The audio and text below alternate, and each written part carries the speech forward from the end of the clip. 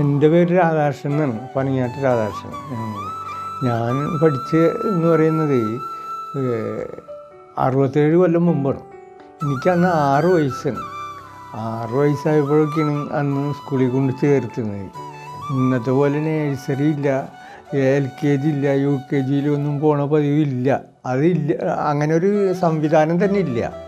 അച്ഛനവിടെ കൊണ്ട് ചേർത്തി നമ്മൾ ഡെയിലി സ്കൂളിലൊക്കെ പോകാറുണ്ട്. അങ്ങനെ പോകുമ്പോൾ കുറ്റപ്പൊടിക്കൊരു മാഷുണ്ട്. ആ മാഷ കാണുമ്പോൾ എനിക്ക് തന്നെ പേടിയാണ്. ആറ് ചില്ലടിപ്പോക്കോ അപ്പോൾ അതിനടുത്ത വണ്ണം കറുത്ത മീശൊക്കെ ആയിട്ടുള്ള ഒരാൾ. ഇവരെന്തോ പട്ടാളക്കാരനെ കണ്ടായിരുന്നു തോന്നുന്നു. വളരെ സ്നേഹത്തോടെ കേട്ടോ മാഷ കാണുമ്പോൾ പേടിയുണ്ടെങ്കിലും വളരെ നൈസായിട്ട് ഇടപെടുന്ന ആളും. പിന്നീട് ആ മാഷ എനിക്ക് വലിയ ഇഷ്ടമായി തോന്നി. അങ്ങനെ ഇരിക്കലും എൻ്റെ അമ്മാവൻ വന്നു ലീനൻ പോലത്തെ കുപ്പായം തുന്നിച്ചുകൊണ്ട് ഇതിനൊപ്പം കയ്യുള്ളത്.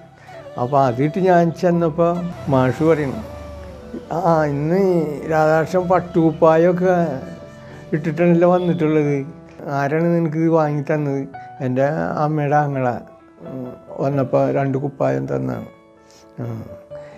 വട്ടുകുപ്പായക്കാര ഇന്ന് ഞാൻ നിന്നോട് കിന്നാരം ചോദിക്കാം എന്നൊക്കെ ഉള്ളൊരു പാട്ടൊക്കെ പാടി എന്നെ കളിയാക്കും. അന്നത്തെ പഠിക്കലും സന്തോഷമാണ്. കാരണം എല്ലാ ടീച്ചർമാരായാലും മാഷന്മാരായാലും ഒക്കെ എവിടെ വെച്ച് കണ്ടാലും വലിയ സ്നേഹമാണ്. പിന്നെ എൻ്റെ ഒരു പാപ്പൻ കൂടിയായ രാഘവ മാഷുണ്ടായിരുന്നു.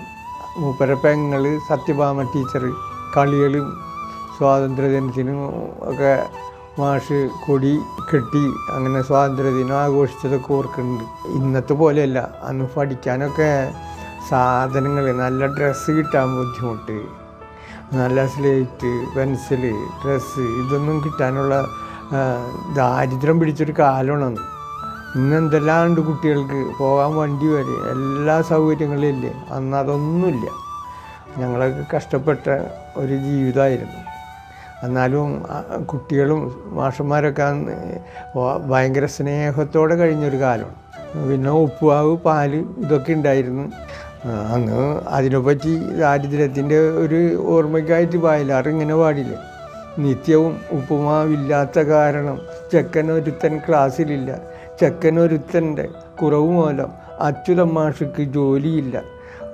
അവ 2 വരിയിൽ അന്നത്തെ ദാരിദ്ര്യവും കഷ്ടപ്പാടിൻ്റെ ഓർമ്മകളൊക്കെ തെളിയുന്നൊരു കവിതയായ അദ്ദേഹം പാടിയത്. അതൊക്കെ ഇപ്പോഴും ഓർക്കണം.